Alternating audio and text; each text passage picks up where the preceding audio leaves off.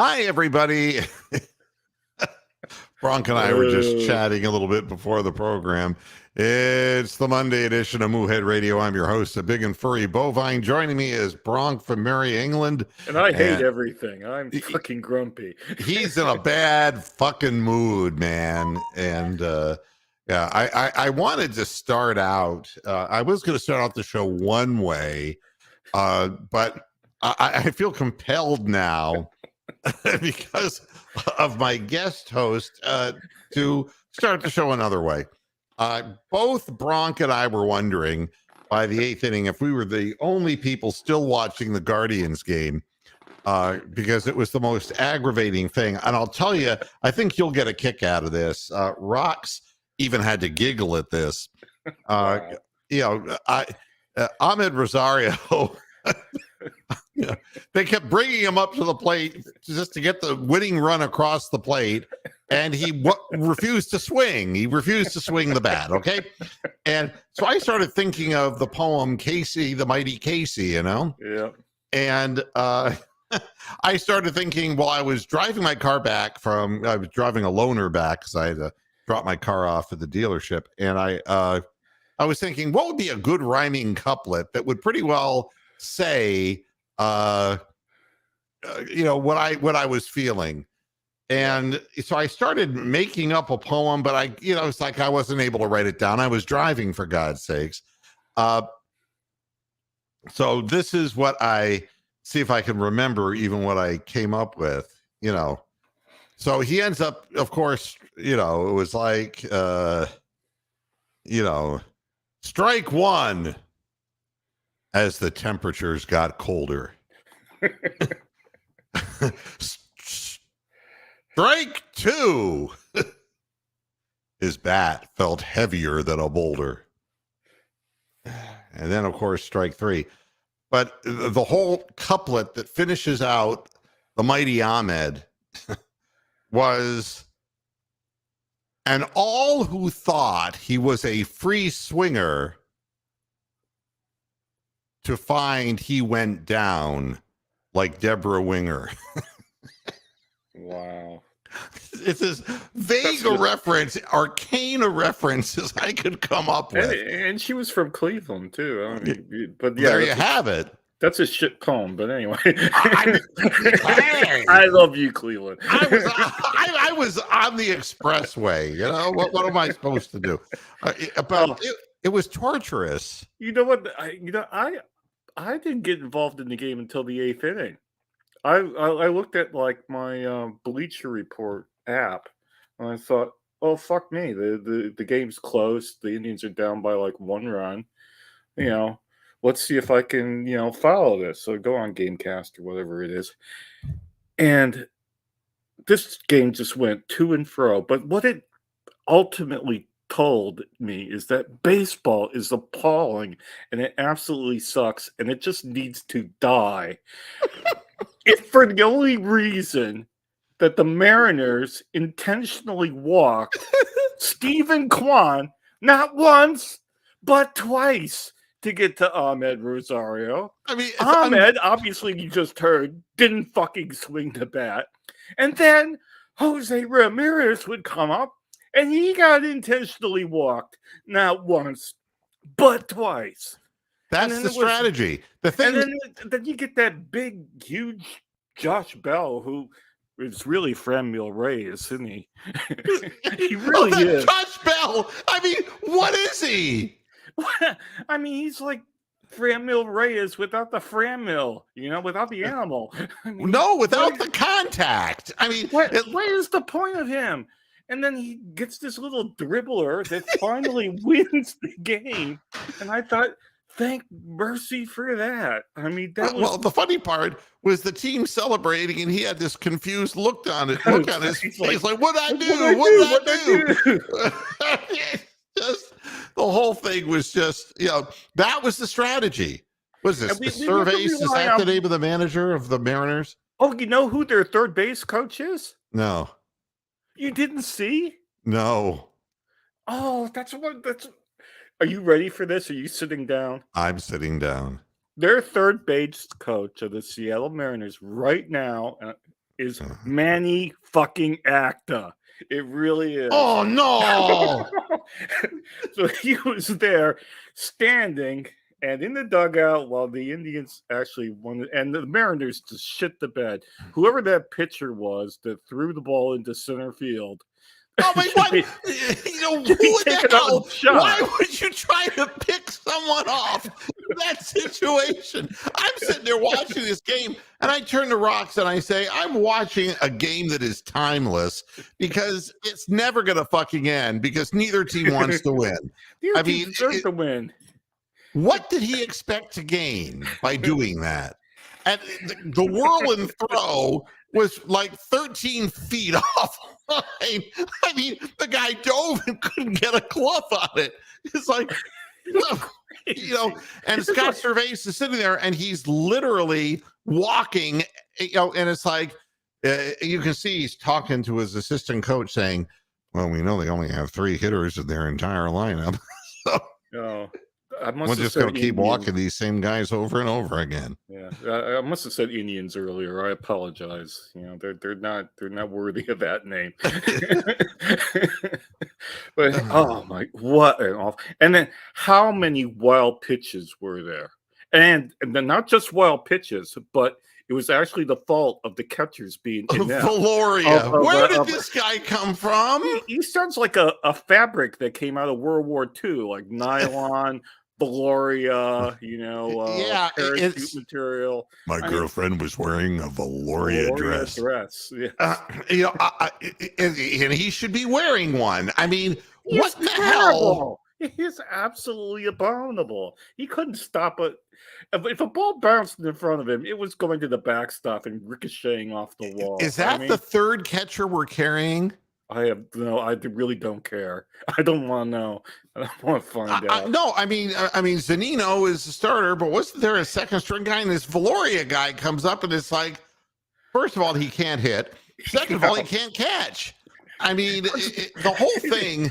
It's like Adam Ant, you know, can't drink, can't smoke. What can you do? What do you do? What do you do? Yeah. Must be the subtle innuendo. Yeah. Ron. Yeah. Well, you know. Well, you know. What would Maniac say to his players after that game? Third base coach Maniac. Next time, you just keep running. Don't stop. Just keep going. I mean, I was sitting watching this thing, and I had, you know, this. It was like I had Bell's palsy. I mean, the look on my face was like, I can't believe what I'm watching here. And, you know, and then Rosario just standing there like a statue. I swear to God, I saw the Jim Thome statue swing harder than Amed Rosario. And the whole thing, and you know what was even more amazing? What was more amazing? Is that they kept coming out and losing the game that the Guardians tried to give them. It was it was incredible. It was like, and the first pitch by the new reliever, oh, it's a line drive out. It's left field by Jimenez, and we're tied again. You know, and then we get a chance to win it, and then Rosario would come up again. And then they come out, and when they put 2 on the board, it was like, we're fucked. Okay? Yeah, and I walked away at that point. It was when it was 5-3 Seattle. I walked away for like 10, 15 minutes, did some shit that needed to do, and I came back and I got, oh fuck, it's tied up 5-5. Let's go see what's going on now. I mean, it was nuts, and watching the way. I mean, who was that pitcher they brought in with the long last name? Well, there was Topo, the Topo Gigio, you know, right here in our show, the Italian mouse. No, I don't mean him. I mean the guy after him. Yeah, I know who you mean. The name was so long that it was divided into 3 syllables on the back of his uniform. Santiago dos Santos Lamegu, or I don't know. It was intense. And this guy couldn't throw a strike to save his soul. He's ahead. And it's like, just make them. Look, if they get on base, we'll just wait until Rosario comes up and we'll be fine. But no, the guy couldn't throw a strike, the whole thing. And then when I saw Josh Bell come up to the plate, I mean, I don't mean that. Look, the guy's probably gotten off to a bad start, but the thing that is the most telling thing is the thing that Rick May said. I mean, there is. I don't know if you noticed this, but the rejects from Cleveland in baseball end up in Pittsburgh, right? Yeah. We constantly wheel and deal with this team because them in San Diego, we seem to like a lot. Them in San Diego. But fucking Pittsburgh, and it was like they put up, well, this was last year's catchers, and and it was like one of them was with Pittsburgh. And I was like, nah, and who are our two catchers? It was Austin Hedges, Roberto Perez. Roberto Perez, who's injured again. He's in Pittsburgh, and Austin Hedges, I don't know where he's at now. Okay, but just in case any of the viewers missed this game, it was 2-1 going into the ninth inning, and then Clase, I don't know, he had some sort of meltdown, and there was some sort of fielding meltdown, and so Seattle got another run. So it's 3-1 at that point. Then the Guardians come back and tied up in the bottom of the ninth by some fluke, score. They make it 3-3. They go through the 10th inning. Both teams fuck up when they should have scored. They go to the 11th inning. Both teams score 2 runs when they both should have scored more than that. And then it's 5 to 5 at that point. They go to the 12th inning. Seattle gets 1 run. And then the Guardians finally get the 2 runs to win the game in the 12th. But what a ridiculous shit show that was. At Double P, I can't do a Bob Costas impression because, first of all, it would require a New York dick in my mouth. And I don't have one. Okay. But I can do the New York guy. The New York guy really fits in perfectly here. And let's see if I can. Are you referring to J.B. Bukakis? Bukowskis? Bukaki, yeah. No, but the way it was on his uniform, it was like the person wasn't sure how to spell it. And so they had to divide it into syllables. It was really bizarre. The whole game was really weird. At any rate, the New York guy, and this is for Double P. All right. Look where we're going next. We're going to Cleveland. Let me tell you something. Rock your own fucking, rock this baby, okay? Right here, between my legs, inside my trousers. That's the baby you could rock. It rhymes with cock, and that's what it is. And let me tell you something else. What better time for the big hitting Yankees to come in? You want to know how confident that I am that we're going to win? Domingo Germán. That is our starting pitcher, okay? He's got a 7.71 earned run average, and we're still going to have no fucking problem winning this game. You know why? They can't fucking hit. They can't hit. Oh, this is the Seattle relievers. Mein Gott, Brash, Topo Gigio, Topa, JB Bukakis, and Murphy, spelled Murfee. It's Murphy. Do you know that it's actually pronounced Murphy? Murphy. Hey. Yeah. Anywhere else it would be Bubba Murphy. That's his name. Our guy, one of our guys was Elo De Los Santos. The De Los Santos was he pitched last year. He's got good stuff. 95 in the fastball. He's got a good slider, but he has control issues sometimes.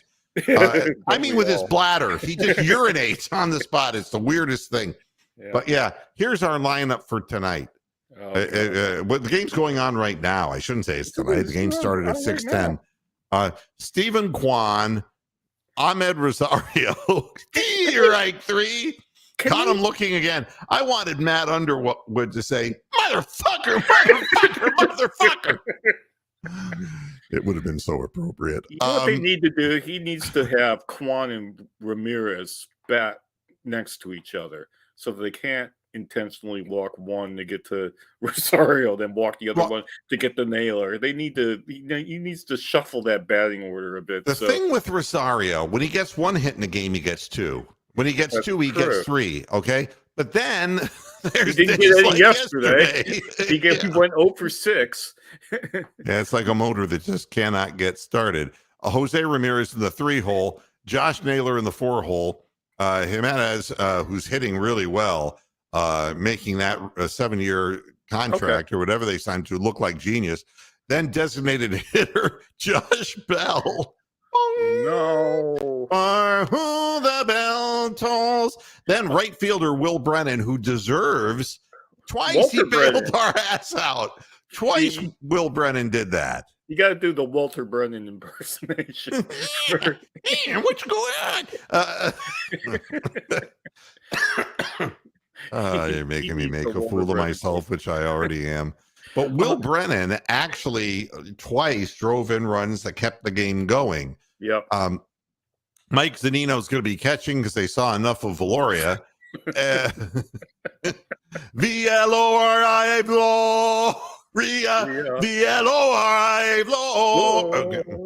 And then Miles Straw in center field. All right. As for the Yankees, Gleyber Torres is leading off. Then Aaron Judge will hit 3 home runs.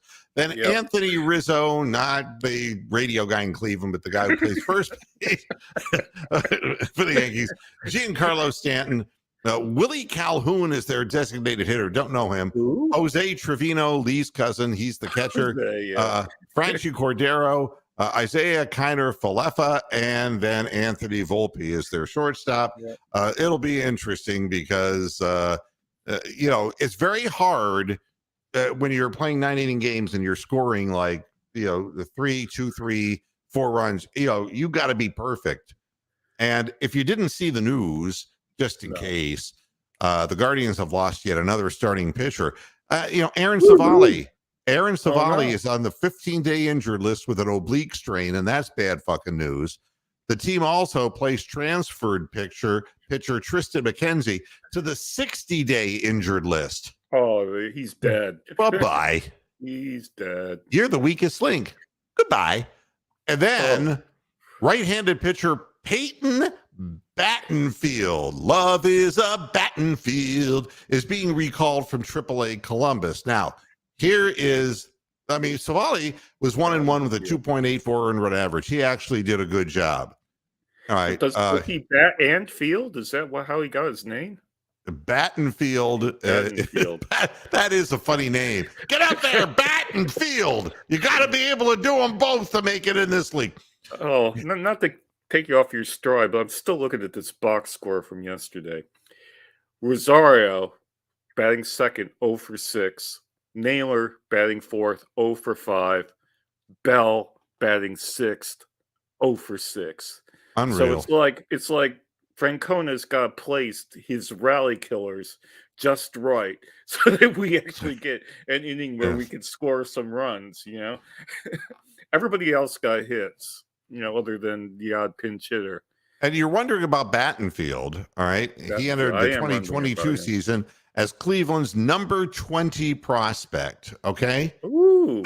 Now, that sounds good on the surface, right? It sounds good, yeah. It sounds good. Not when you read the next line. He was acquired in a trade with Tampa Bay for Jordan Luplow in 2021. How can he be our number 20 guy in the minor league system? Jordan Luplow. Wow. Did you forget about him, God forbid? Why don't you look that up, Bronk? Whatever became of Jordan Luplow? Luplow. Okay. Yeah, Luplow. By the way, at AAA Columbus, Battenfield is 0-1 with a 3.6 earned run average, 5 innings, 2 runs, 3 hits, 3 strikeouts. So that's and we're going to have to do this with smoke and mirrors because, honest to God, pitching was our strength, but without 2 of our starters. And I dare say there's more than that. The problem is that the way Quantrill's pitching is ugly. Right now it doesn't look real good. I hope we get Jordan healthy. Luplow is the grandnephew of outfielder Al Al Luplow. Luplow, who was a pinch Luplow. hitter for the Yeah, Indians back Rick when I Mayo was a remember kid. him. Yeah. Yeah, he'll remember him. Yeah, he's in between AAA Buffalo and Toronto. He's with the Blue Jays and the Bisons. Wow. So that's where he is now. And here's the question for Double P. Compared to last year, has Dolan put together a team that compete in Major League Baseball? And the answer is they may compete in their own division, but, to go further, I mean, we just don't have, it's like trying to win a war today with a Trojan horse. It just isn't going to work. Can I go back to my baseball is dead? Oh, rant? wait. 2-0 Yanks. Yay. The game's already over. Bieber has given up 2 runs in the first inning. Yep. They had bases loaded with no outs. They're afraid of the Yankees, and they should be. They should be. They're actually a proper team. Back to baseball is dead. The reason why it's dead is that it's been gamed. It's been so analyzed and analytics and moneyballed to death that all the fielders know the right positions to play for every single fucking person because they got all of their stats and all their where they hit the ball. Even with this shift, I think without having the shift this year, I think players are hitting the ball more where the fielders are than they did even with the shift. Yeah, the shift was really kind of radical. And I think it's actually I think it's actually, but the problem is that the players aren't any good. They're not executing. They don't catch the ball. They throw balls in the dirt. They throw balls over the head of the second baseman when they're trying to do a pickoff. I mean, Brennan's second baseball. Game saver was with a drawn-in infield, and he hit the ball to the right of the second baseman, or actually to the left of the second baseman, toward right field. And if they were playing regular depth, that would have been an out. But when you bring guys in, of course, any bat speed whatsoever is going to just rush the ball through the infield. The sport is gamed. It's like when chess started being won by computers and humans couldn't beat computers anymore. Baseball is a lot like that right now, except that you got players that are worse quality than they were 20, 30, 40 years ago. I swear to God, these players are all awful. The concept of the game has changed. I want to move on away from baseball because we've already lost to the Yankees, so we can move on. The whole Odell Beckham. Oh, God. For 18 million, 15 guaranteed to the Ravens. All right. I wanted to be able to tell the truth to the viewing audience about Odell Beckham Jr. All right. And there's going to be a constituency here that will say, we should have gotten him. We should have gotten him. Really? Yep. No. But I will say this, because, look what he did when he was with the Rams and he got hurt again. Oh. I decided to say, let's, for the sake of argument, say he's torn the ACL on the same knee twice. Yep. And he's no longer durable and he has lost something. And Tom Hawley brings up a point here that Lamar Jackson has to be angry because they paid that money to OBJ, but not to Lamar. But I wanted to point something out here.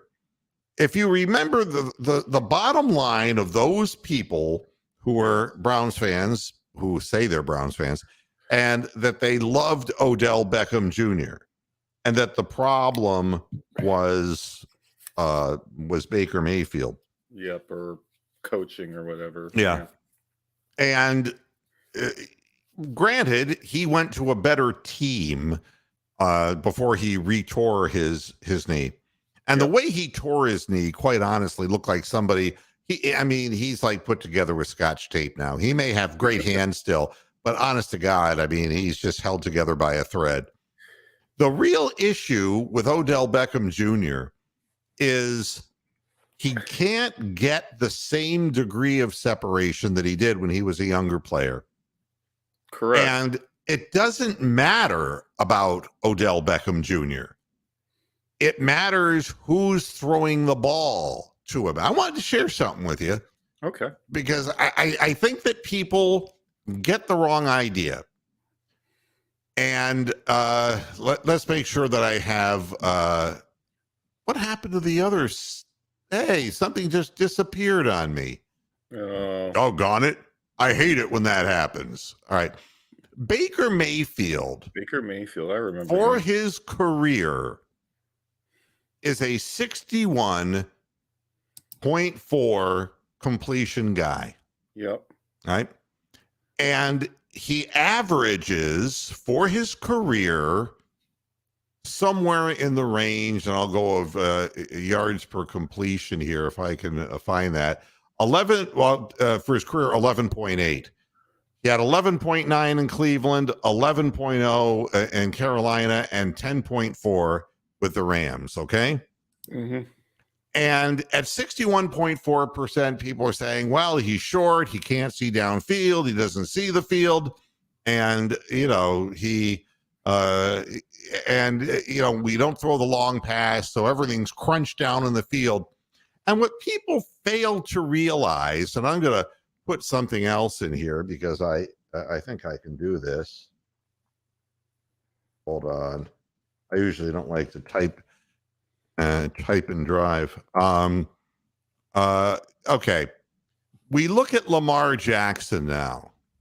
Yeah. And we look at his career stats. Okay. And look, he's won 45 games and he's only lost 16. Like, oh God, I wish we had him. But his completion percentage is 63. Yeah. That's all the more it is. That's maybe like 1 or 2 passes per game more. And here's the other thing, just to complete the thing, he's averaging 11.6 yards per completion. Yeah. And his per completion rate is predicated on what? Tight ends. Well, that's what he throws to. But I mean, everybody's complaining, well, the Ravens just can't seem to draft a wide receiver. And so they were willing to say, well, it's got nothing to do with Lamar Jackson. It has to do with the fact that they're running an offensive scheme that relies on Lamar Jackson to run the football. Run the ball, yeah. And when he checks down the field, he only looks at one guy and he throws the ball over the middle to the tight end. But there isn't, and they keep saying all these guys they've drafted have been busts. And, but I did notice they actually caught passes. A bust is Anthony Schwartz, okay? Yeah, that's totally a bust, all right? 100%. A guy Brian who Robisky, catches, bust. Yeah, if a guy catches 45 passes or whatever, that's not a bust. That's just, you're playing in an offensive scheme where the quarterback is the star, wants to be the star. He's totally conceited. He's delusional and thinks he can represent himself in negotiations. And his completion percentage has dropped the last 4 years he's been in the league. Now, I want to ask you, do you think that adding Odell Beckham Jr. after 2 knee surgeries, the same knee, that he's going to be so wide open? No. That Lamar Jackson's going to see him and is going to be able to put it on the dime? Do you really think that? No, he's going to get frustrated. He's going to be sulking by mid-September, and by October, he's going to be injured for the year, and he'll maybe catch 20 passes in total and get 1 or 2 touchdowns. There was a time when this player was so good he could make whatever, he could make Eli Manning look good. You know what I mean? He was a guy who quite honestly could make a quarterback look better than he was. But that's not the case anymore. No. He's more of a slot receiver now. He's not the kind of threat that he was because of injury and age. He's still got a great pair of hands, don't get me wrong, but he pouts immeasurably when he doesn't see the ball. Yep. And there's a real likelihood, unless he starts playing tight end, if Lamar Jackson was the quarterback in Baltimore, that he would even see the ball in the first place. So why are people saying, oh, God, it figures they'd get him? He's 30 years old. He came into the league in 2014. Yep.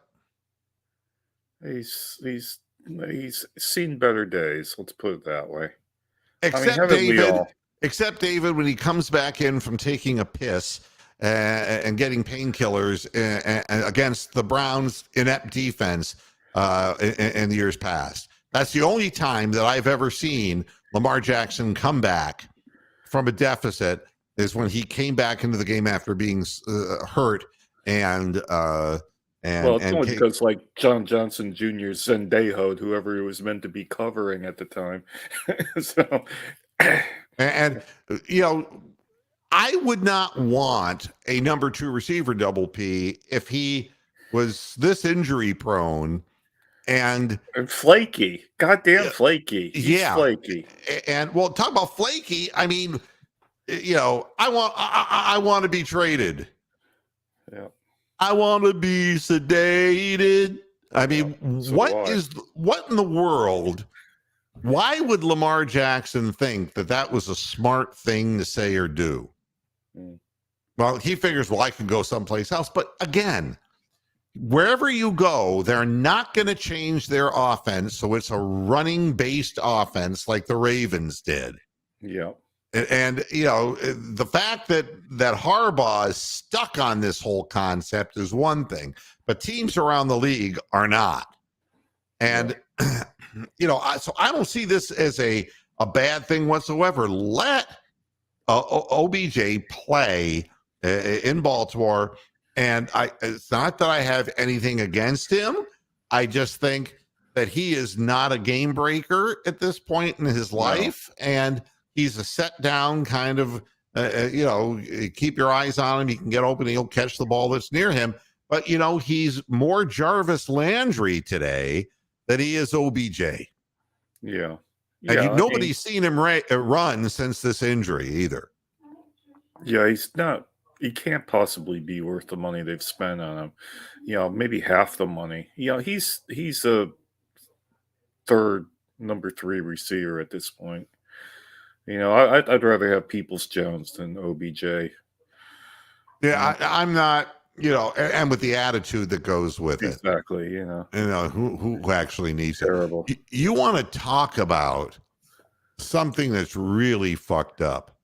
And I don't have that much to talk about today, but I mean, every so often, it's like we say in Cleveland, well, that was a real Browns thing to do. You know? And you know, that's the mindset of you know, the Cavaliers make the playoffs with a 51-31 final record, and it's like, well, we should have kept Kevin Love. You know, that's Cleveland, right? Oh, please. Hello, Cleveland. Hello, Cleveland. You know, but it could be worse, folks. You could be Tony the Calf living the Minnesota Timberwolves nightmare. That would be hell. You give away all of your assets for Rudy Gobert. Rudy Gobert. And they just wish he would just put clothes on, for God's sakes. Rudy Gobert at 7'2" is a classic case of a guy who Donovan Mitchell made look great. Yeah. Donovan Mitchell and he did the pick and roll, right? Yeah. And that's all Rudy Gobert could ever do, because Rudy Gobert can't shoot the basketball, right? But if you really want to find out what's going on with the Minnesota Timberwolves, all you have to do is take a look at the video of Rudy Gobert swinging at his teammate Kyle Anderson. Oh yeah, I heard about this. What was that all about? I didn't see the video. Well, the thing that's really funny is they ended up, you know, suspending Rudy Gobert. So they make the my God, they make the play in, okay? Okay. But they suspend their 7'2" center, the guy who they gave away everything for. Whoa. They sold the store for this guy, and he's not going to play in the play-in game because he's suspended because he took a swing at his teammate. Now, the thing that's amazing is he just hit him in the chest. It's not like he slapped him in the face or anything like that. Didn't knock him out or knock him down. No. Or anything. And the other thing was that Kyle Anderson was calling Rudy Gobert a little bitch, literally calling him a bitch in the huddle. He's not wrong. He's not wrong, is he? Well, but regardless, why not suspend them both? Because I mean, this is a game they needed to win, and this is what you're getting in the huddle. I mean, that is totally screwed up. And and here's what Gobert said afterwards: emotions got the best of me today. I should not have reacted the way I did, regardless of what was said. I want to apologize to the fans, the organization, and particularly to Kyle, who is someone I truly love and respect as a teammate, Gobert said. But it was too late because they ended up suspending him anyway. All right. You know what he should do? He should just pay Kyle Anderson some hush money so he can keep quiet. That'll work. So, the Timberwolves will be without Gobert and forward Jaden McDaniels, who fractured the third and fourth metacarpals of his right hand after punching a wall in an arena tunnel in Sunday's costly victory over the New Orleans Jazz. New Orleans Pelicans. I'm sorry. So has everyone here punched a hole in a wall or a glass window? I think a major league pitcher did that once. Yeah. And kicked the water cooler and it's remarkable. So 3 guys, one saying you little bitch, the other one hitting him and getting suspended, and then they have the other guy who they won the game on Sunday, but he punched a wall and broke his hand. So this is what you get, and you're wondering why poor Tony isn't around these parts now. I mean, if I were Tony, and again. And he is around when he's around the parts. He's around the parts. Let me tell you. Well, tell you something. I would be 80 pounds heavier if I had to cheer for Minnesota sports teams. I mean, it's just horrible. It's just horrible. I mean, so for every Cleveland fan, it's like that, and nobody says, "Well, that's so wolf-like." I nearly starved up some Diet Coke when you said you'd be 80 pounds heavier. Yeah, really, I mean, it's true. You got to do something to overcome just the intrinsic internal pain of watching things like this, but over and over again. So it isn't just Cleveland, folks, although you would like it to be. No. And for those people who still are convinced that Deshaun Watson is the devil incarnate, he had a deposition scheduled for Monday in Houston. Was it canceled because he paid money? This is a strange story. Okay. The judge in Harris County, Texas, quashed the entire deposition scheduled for Monday. Wow. The plaintiff in this case is a woman named Jane Doe, of course, the 26th massage therapist. And I say that lightly, like I got something in my eye. You need to do the quotation marks when you say that. Put your fingers up and do the quotation marks. Laser. Yes, be like that. Right? So Jane Doe was the 26th one who said that he had sexual misconduct, right? Mm-hmm. She's the only plaintiff not represented by Houston attorney Tony Busby, which will tell you how weak of a case this one is. If he wouldn't even take it. If Tony Busby doesn't take your case, then you got a real fucking problem. Maybe Tom Misny will. He'll make them pay. He'll make Deshaun pay. Watson's attorney, Rusty Hardin, filed the motion to quash Monday's deposition based on the grounds that Jane Doe's attorneys at the Universal Law Group did not act in good faith in trying to reschedule last week's originally scheduled deposition, postponed because one of the plaintiff's attorneys was sick. All right. Wow. So it appears that Deshaun Watson was there and made every effort to accommodate the busy schedules of the lawyers and now to accommodate an unexpected illness, but they would not reschedule the deposition and return the courtesy to Rusty and his heart on. However, this is the woman who they have texts of. Oh, They submitted text messages from this woman, and the screenshots of them are actually in the filings, showing the plaintiff asking Watson to meet her at the Houstonian hotel where the alleged incident took place during their only massage appointment. wow. Some of the requests to see him again took place just days after the alleged assault. All right. Yeah. Other text messages that they have from this woman appear to be sexually explicit about things she could do for him or vice versa. Okay. And the beauty of it is the only thing that the attorney who pulled out of the deposition basically said was, we question how that these are real texts. It's like, I don't think you can make that up. Wow. Yeah. So it's and then you can always tell when a lawyer's lying, okay? And that he's moving his lips. Yeah. I mean, I love what Rusty Hardin said. Rusty Hardin's quote, the days of settling lawsuits that we don't believe in are over, meaning he believed all the other ones because he heard all those depositions. And to be honest with you, he's saying, well, he did get away with it 23 times. But I mean, this whole thing is just totally fucked up. But, so you're not going to be hearing anything really about alleged victim number 26 because she was making suggestions like, I have some requests at our next massage. Wink, wink, wink. Wow. Wink, wink, wink emoji. Yeah. And I wanted to end the program with this.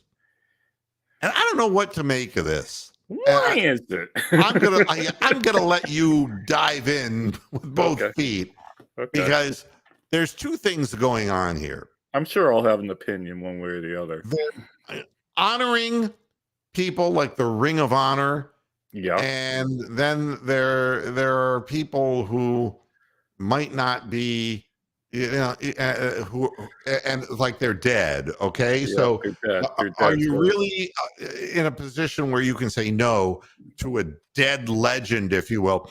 There's a proposal for Ohio State to honor Dwayne Haskins with a new addition to the Buckeye Grove. That's the tree area. Where they have the trees for the trees for the All-Americans. Yeah, that's right. Yeah. What do you think of this? Well,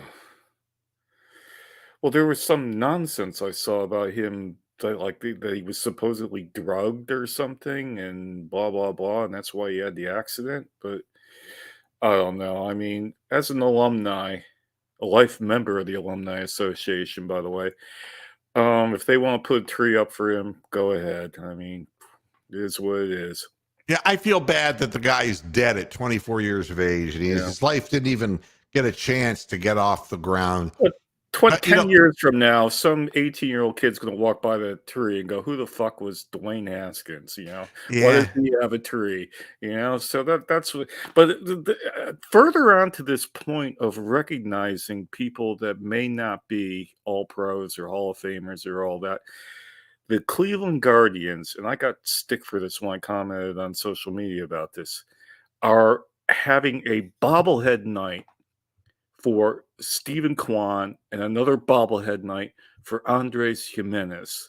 That's how low they've sunk to for having bobblehead nights. I mean, you don't have to have a career of 3, 4, 5 years of being good or being a 300 hitter. You just have to show up and play well for 5 months of the previous season, and they'll give you a bobblehead. Yeah. Now, Double P, I did not see what his family said about it. So if you want to post that in the chat before I'm out of here, please do. I didn't read something about he was drugged or it wasn't his fault. The story that it was a conspiracy. Yeah, Yeah. So we're trumping. Okay. yeah. I don't know. Let's be honest. I mean, do you really think that somebody would have a conspiracy theory to kill Dwayne Haskins? I mean, I don't know if I was the other team, I'd want him to play. Yeah, Um, uh, I don't think he's that important to be quite yeah, blunt yeah. about I it. mean, I can think Yeah, of many targets, and the ones he missed. yeah. Yeah. At any rate, no. If they want to plant a tree, I mean, it's all Plant a right. tree. Do a bobblehead if they want to do a bobblehead. Whatever. It's the 21st century now. Yeah. Now, I will end up the program with this. Haskins died a year ago. It's all it's been. Yes. April the 9th, 2022, at the age of 24. Struck Yep. by a truck on a highway in Florida. We know the story. Correct. For what he was at Ohio State, a quarterback that OSU head coach Ryan Day called revolutionary. Now, I want to remind everybody that this is what I said about Quay Jackson. He was He was a revolutionary Yeah. coach. Yeah. He came down from the hills and freed the people. I don't understand what was revolutionary about, it's like I know. that he played overweight. What was revolutionary about this player? I don't know. do not know. That he loved to throw interceptions in bunches? I don't know. But, Yeah. We have this thing, and it's,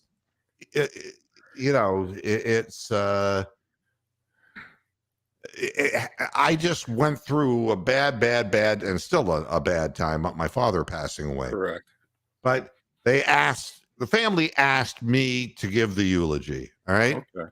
And I wasn't going to sit there and tell them things about my father that were not true. Or that they already knew, for that matter. Yeah. Yeah. I mean, so I decided to tackle it with a little sense of humor and a little perspective about some of the really amazing things that he did during his life, and also joked about some other things. And and I will, and I love my father, always will. Yeah. But I'll share with you what I said, and when and it's going to haunt me for the rest of my life. If I don't talk about this shit, it's going to haunt me for the rest of my life, because in all the years that I owned dogs, I never attended when they were put down. Okay. Oh. I just can't.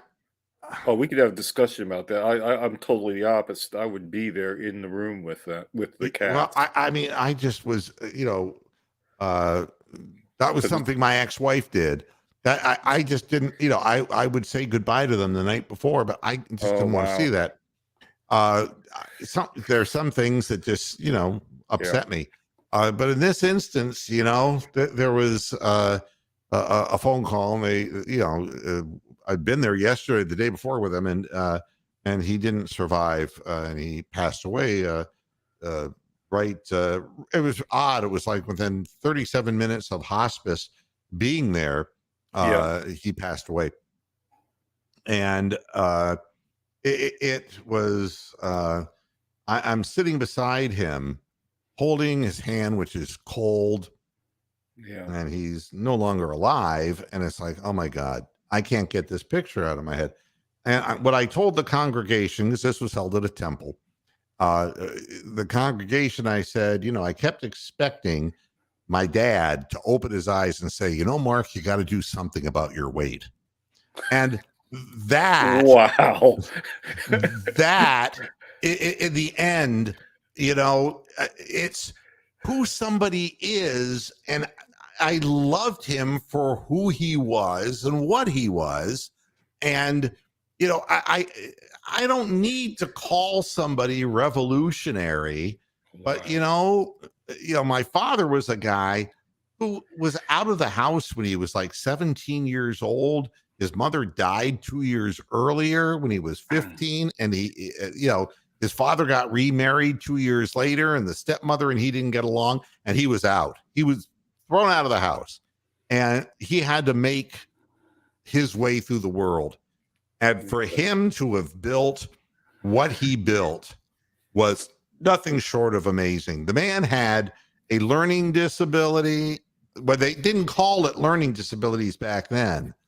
He was just a bad student, right? But we know now, you know, through the years, I watched my dad, and he couldn't spell very well. He had the classic example, you know, of learning disabilities, and it didn't matter. Yeah. He was so good verbally, and he was tenacious, man. I mean, this guy would just elbow grease, pure elbow grease to get things done. It was really inspirational to see. And, you know, I don't need to call him a revolutionary father. I mean, you know, I'm flawed. He's flawed. You're flawed. We all scream for ice cream. I mean, you know, but totally. But this notion that Dwayne Haskins was a revolutionary quarterback, is, you know, plant the tree for him and say, because he was an All-American, he deserves to be there with everybody, you know? Yeah. And Christopher, you're absolutely right. I've been told by people who've gone down this road that it does. It takes a while. And Ron, thank you. The Guardians are now only behind 2-1, and we've scored 1 run off Herman. That's really, yeah. Ron is sucked into the game now. He's going to end up having to carry on through. No, I told you guys, it don't matter. It don't matter. It don't matter. They're not going to hit Herman. They couldn't hit him with a pie in his face if his hands and his legs were tied together. All right.